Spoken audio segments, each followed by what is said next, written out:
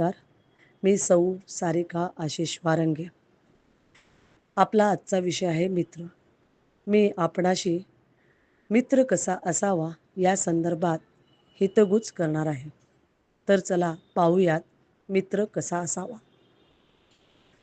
मित्र असावा तर भगवान श्रीकृष्ण आणि सुदामा यांच्यातील घट्ट मैत्रीसारखा. मित्र असावा तर भगवान श्रीकृष्ण आणि सुदामा यांच्यातील घट्ट मैत्रीसारखा.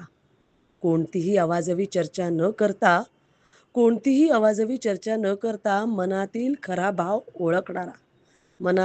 भाव ओळखणारा, मित्राला समजून घेणारा, त्याची चार माणसात थट्टा किंवा किल्ली न उडवणारा, कुचेष्टा न करता त्याचा सन्मान करणारा, एकमेकांच्या सुखदुःखात हक्काने सहभागी होणारा, स्वार्थी भाव नसणारा, चुकीच्या गोष्टींपासून परावृत्त करणारा, वेळेत टोकणारा, सोबत चांगली निभावणारा.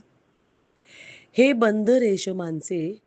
बंध रेशमांचे अतूट मैत्रीची वीण असणारे, एकमेकांच्या मैत्री भावनांनी जोडणारे, प्रेमाचे, मायेचे, हक्काचे आणि विश्वासाचे अशा विविध पैलूंनी युक्त असणारे नाते